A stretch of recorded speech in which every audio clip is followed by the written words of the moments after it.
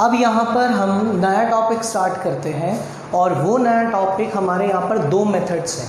एक है geometric method जिसे हम ज्यामितीय विधि बोलते हैं और एक टोटल एक्सपेंडिचर मेथड है जिसे हम कुल व्यय विधि बोलेंगे। ठीक है, हम स्टार्ट करते हैं। हालांकि इन पे न्यूमेरिकल नहीं आते हैं, ध्यान रखना। न्यूमेरिकल्स जो आते हैं वो आपके वो परसेंटेज मेथड पर ही आते हैं, इन मेथड्स पर न्यूमेरिकल्स नहीं आते। देखिए, सबसे पहले हम बात करते हैं ज्योमेट्रिक मेथड की।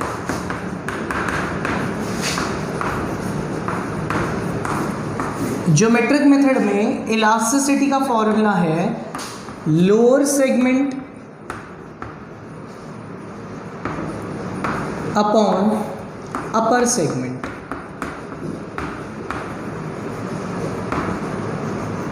Lower segment upon upper segment. देखिए,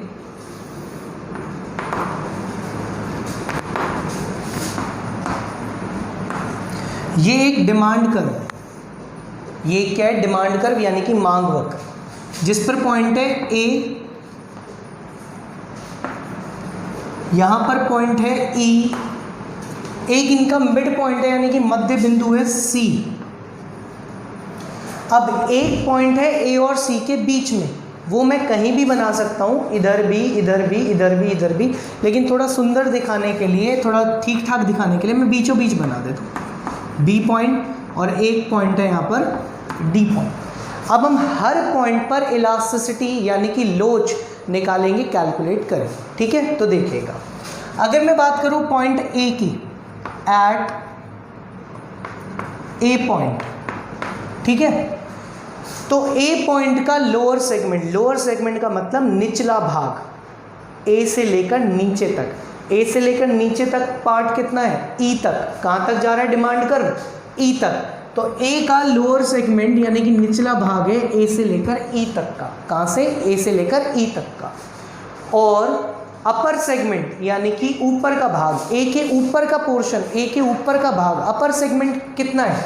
कुछ है ही नहीं, यानी कि 0। और जब डिनोमिनेटर में 0 होता है, जब डिनोमिनेटर में 0 होगा तो आंसर आएगा इनफाइनाइट। क्या आएगा? इनफाइनाइट। आंसर क्या आ जाएगा? इनफाइनाइट। क्लियर है ये वाली बात? ठीक है। अब दूसरा पॉइंट, बी पॉइंट, यानी कि हम निकालेंगे पॉइंट बी पर। बी ईडी का फॉर्मूला लोअर अपॉन अपर यानी कि निचला भाग बटे में ऊपरी भाग। बी का लोअर सेगमेंट, बी का लोअर सेगमेंट बी से लेकर ई तक। बी का लोअर सेगमेंट है बी से लेकर ई तक। और बी का अपर सेगमेंट क्या है? ए से लेकर बी तक। बी का अपर सेगमेंट कितना है? ए से लेकर बी तक का। तो अपर सेगमेंट हो गया ए से लेकर बी।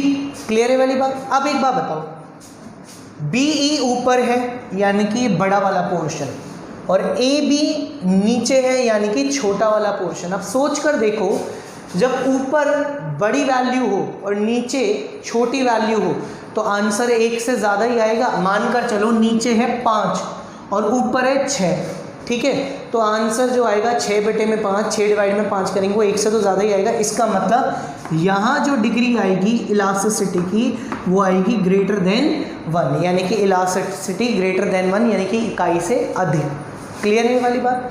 अब आते हैं पॉइंट सी पर। कौन से पॉइंट पर? C point. सी का लोअर सेगमेंट, नीचे का पोर्शन कितना है? सी से लेकर ई, और ऊपर का पोर्शन ए से लेकर सी। अब हमने ये बात पढ़ी थी, शुरुआत में ही आपको बताया था कि सी एक मिड पॉइंट है, मध्य बिंदु है। मिड पॉइंट का मतलब आप समझते हो, जो पूरी सीरीज को कितने टुकड़ों में बांटे? 2, और वो भी बराबर के 2 टुकड़े। इसका मतलब सी ई और ए सी बराबर है, ठीक है। तो जब दोनों वैल्यूज ऊपर नीचे की बराबर है तो आंसर क्या आएगा?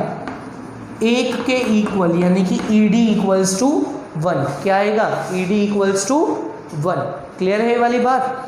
इसके बाद देखें, अगर हम निकालते पॉइंट डी पॉइंट पर, तो डी का लोअर सेगमेंट क्या है? डी से लेकर ई तक का। डी का लोअर सेगमेंट क्या है? डी से लेकर ई।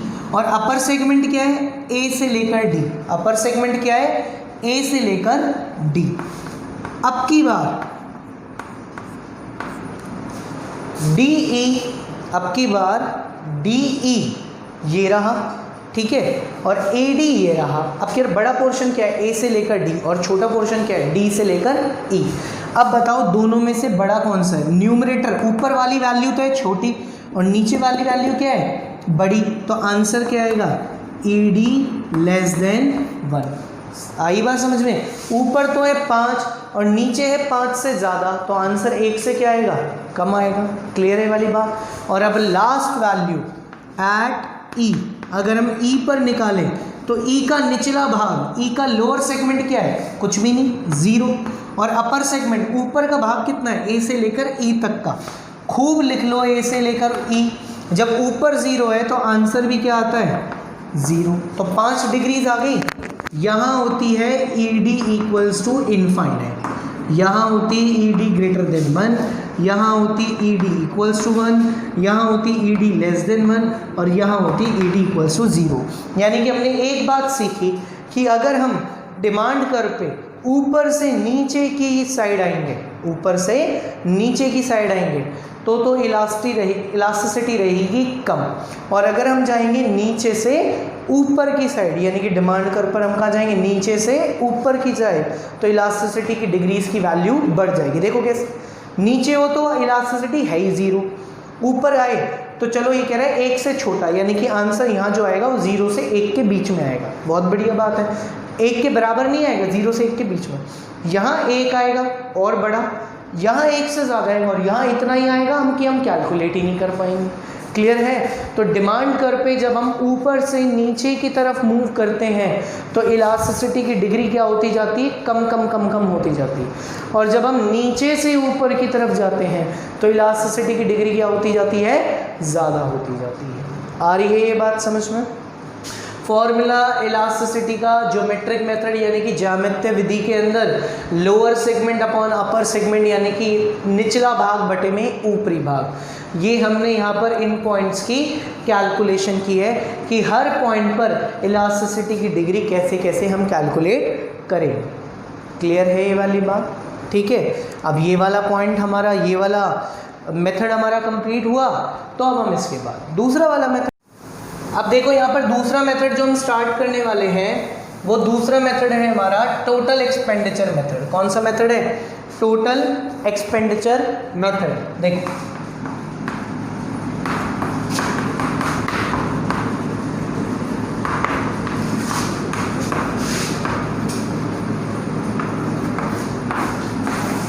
कुल व्यय विधि, इस पे न्यूमेरिकल्स आते हैं, इस बात का ध्यान रखना। देखो लेकिन ये मेथड ज़्यादा यूज़ में नहीं आता, इसका भी रीज़न बता दूंगा ज़्यादा यूज़ में क्यों नहीं आता है।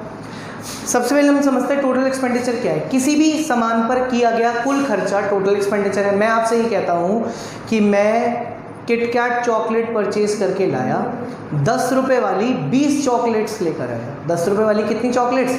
20। तो इसका मतलब उन चॉकलेट के ऊपर पूरा खर्चा कितना हुआ? टोटल खर्चा कितना हुआ? 200। कितना हुआ? तो इसका मतलब ये बात तो समझ में आ गई कि टोटल एक्सपेंडिचर कैसे निकलता है? प्राइस क्वांटिटी टोटल एक्सपेंडिचर, यानी कि टोटल एक्सपेंडिचर निकलता है प्राइस इनटू क्वांटिटी करके। क्लियर है ये वाली बात? प्राइस इनटू क्वांटिटी करके। अब ध्यान से देखना, यहाँ अब तक अपन ने डिग्रीज कितनी पढ़ी है इलास्टिसिटी की? कितनी श्रेणी पढ़ी है? 5 ना। यहाँ सिर्फ 3 डिग्री होती है। कितनी डिग्री होती है? 3। परफेक्टली इलास्टिक और परफेक्टली इनइलास्टिक, यानी कि इनफाइनाइट वाली और 0 वाली, अनंत वाली और 0 वाली यहाँ पर नहीं होती है। ठीक है। देखो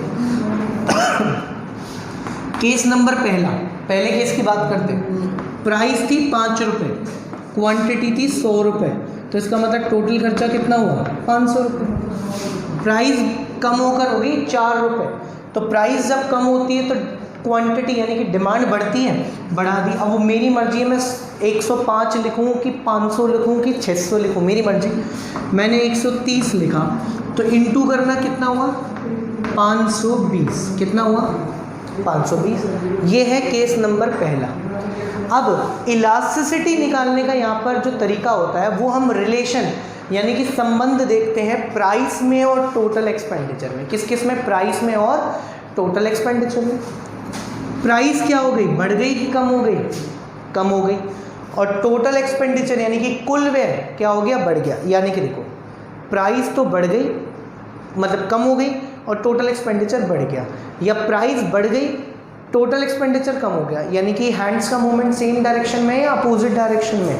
अपोजिट डायरेक्शन में, तो अपोजिट डायरेक्शन का मतलब रिलेशनशिप पॉजिटिव है नेगेटिव है? नेगेटिव है, ये कम हो रहा है और ये बढ़ रहा है। या नीचे से देखो तो ये बढ़ रहा है और ये कम हो रहा है, तो रिलेशनशिप कैसा है? नेगेटिव। जब भी, यहाँ लिख देता हूँ, जब नेगेटिव रिलेशन होगा, क्या होगा? नेगेटिव रिलेशन, तो ED की वैल्यू आएगी ग्रेटर देन 1। कितनी आएगी? ग्रेटर देन 1, यानी कि इस केस में इलास्टिसिटी की डिग्री कितनी आएगी? Greater than 1। केस नंबर दूसरा लेते हैं।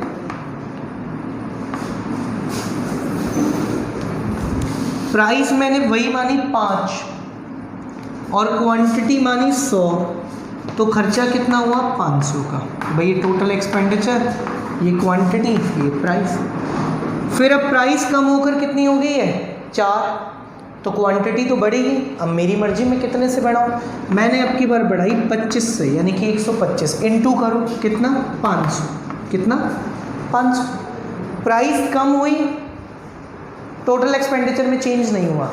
जब भी टोटल एक्सपेंडिचर में चेंज ना हो, no change in total expenditure, तो ED की वैल्यू होगी इक्वल्स टू 1। ED की वैल्यू क्या होगी? Equals to 1। और case number third case number,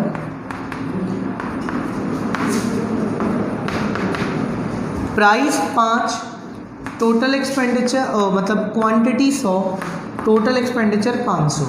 price मैंने कम कर दी, 4 कर दी, तो प्राइस कम होती है तो क्वांटिटी बढ़ती है। मेरी मर्जी में कितना ही बढ़ाऊँ, मैंने आपकी बार 20 से ही बढ़ाई, मन नहीं था मेरा। तो खर्चा कितना हुआ? 480। इनटू करके देख लो, 4 × 120 480। ठीक है। अब देखो, प्राइस राइज हुई है, फॉल। प्राइस क्या हुई है? कीमतें क्या हुई है? बढ़ी है कि कम हुई है? कम हो गई। और टोटल एक्सपेंडिचर राइज हुआ कि फॉल, यानी कि कुल व्यय, ये भी बढ़ा कि कम हुआ? ये भी कम हो गया, यानी कि प्राइस भी कम, एक्सपेंडिचर भी कम, दोनों सेम डायरेक्शन में मूवमेंट है। रिलेशनशिप पॉजिटिव या नेगेटिव? पॉजिटिव होगा, यानी कि यहाँ रिलेशनशिप कैसा है? पॉजिटिव। तो जब पॉजिटिव रिलेशनशिप होगा तो ED की वैल्यू होगी लेस देन 1। ED की वैल्यू कितनी होगी? Less than. अब ये टेबल बहुत आसान है। बहुत आसान कैसे? देखो, ये याद रखो 5, ये याद रखो क्वांटिटी, तो ये तो अपने आप इनटू करके निकल जाएगा। अगली बार हर बार प्राइस तुमको 5 की 4 ही करनी है। हर बार कितनी करनी? 5 की 4। ये कोई दिक्कत नहीं। क्वांटिटी में ध्यान रखना, जब तुमको ग्रेटर देन 1 दिखाना है तो इसको 130 लिखना, जब तुमको इक्वल्स टू 1 दिखाना है इसको 125, और जब इसको लेस देन 1 दिखाना है इसको 120। इनटू कर देना, हो जाएगा। ठीक है। बहुत मेहनत से बनाया था ये टेबल, जो आप तुमको प्रोवाइड करवाई जा रही है। आराम से देखो, इसमें कुछ नहीं रटना, ये तो इनटू करके निकलेगा, तो इसको तो रटने की ज़रूरत ही नहीं। अगर तुमको 2 चीज़ें याद करनी है, 3, तो वो ये है, हर बार भाई 5 4 प्राइस फिक्स है, हर बार पहली क्वांटिटी 100 100 और 100 रहेगी। बस अब तुम ये देख लो कि तुमसे पूछ क्या रहा है। अगर ग्रेटर देन 1 पूछ रहा है तो 130 लिखना, इक्वल्स टू 1 पूछ रहा है तो 125 लिखना, और लेस देन 1 पूछ रहा है तो 120 लिखना। इनटू करोगे अपने आप सब कुछ आ जाएगा। यहाँ पर कोई दिक्कत है इस चीज़ में? अच्छा, अब तुमसे ये और बोला था मैंने कि ये ज़्यादा काम का नहीं आता है ना, ज़्यादा काम में नहीं आता ये मेथड। उसके पीछे रीज़न है। देखो, जब हम प्रोपोर्शनेट मेथड से, परसेंटेज मेथड से, प्रतिशत विधि से कोई क्वेश्चन करेंगे तो हमारा आंसर कुछ तो आएगा। मतलब 1.4 आएगा कि 2 आएगा कि 1.6 आएगा कि 1.35 आएगा, ये कुछ तो आएगा। अच्छा, ये चारों के चारों 1 से बड़े हैं या नहीं? चारों के चारों क्या है? 1 से बड़े। तो हमें डिग्री तो पता लग गई कि ग्रेटर देन 1 है, 1 से बड़े हैं, लेकिन क्या इस मेथड में हमें डिग्री तो पता लग गई कि 1 से बड़ा कब होगा, 1 से छोटा कब होगा और 1 के बराबर कब होगा, लेकिन क्या इस मेथड में जिसकी डिग्री 1 से बड़ी आ रही है, क्या हमें एक्चुअल वैल्यू पता लग रही है कि वो 2 है कि 1.20 है कि 1.60 है कि 1.80 है कि 1.25 है कि 1.45 है? एग्जैक्ट वैल्यू है क्या? नहीं, सिर्फ डिग्री है, कैटेगरी है, पर्टिकुलर आंसर नहीं है। इसलिए इस मेथड का यूज़ क्या होता है? काफ़ी कम। ठीक, सबसे ज़्यादा अगर कोई मेथड यूज़ में आता है तो वो परसेंटेज मेथड यानी कि प्रतिशत विधि आती है। इसलिए ये वाले टॉपिक आपको बाद में पढ़ाए गए हैं क्योंकि ये ज़्यादा यूज़ में नहीं आते। जनरली थ्योरेटिकल फॉर्म में इसको पूछ लेते हैं और बाकी कुछ नहीं है, बाकी आते नहीं। क्लियर है वाली बात? ठीक है, तो ये आपके हो गए यहाँ पर, इसकी एक टेबल होगी, डिग्रीज होगी। अब डिग्री में हम क्या लिखेंगे कि when there is opposite relationship between price and total expenditure, as price decreases total expenditure increases, then elasticity is greater than 1। यानी कि जब प्राइस में और टोटल एक्सपेंडिचर में नेगेटिव रिलेशनशिप होगा, प्राइस कम होगी और टोटल एक्सपेंडिचर बढ़ जाएगा, तो लोच जो होगी वो इकाई से कम होगी। अब ये तो अपन बनाकर भी लिख सकते हैं यहाँ कि when there is no change in total expenditure then elasticity is equals to 1। कि कह रहा है कि जब कीमतों में परिवर्तन होने के बाद भी कुल व्यय में, टोटल एक्सपेंडिचर में कोई चेंज नहीं है तो ईडी क्या होगा? 1। लोच क्या होगी? इकाई के बराबर। ये इतना सिंपल। क्लियर है वाली बात? तो चलो ये टॉपिक ख़त्म, ये चैप्टर कंप्लीट। अब इसके न्यूमेरिकल्स आपको नेक्स्ट क्लास के अंदर मिलेंगे। ठीक है।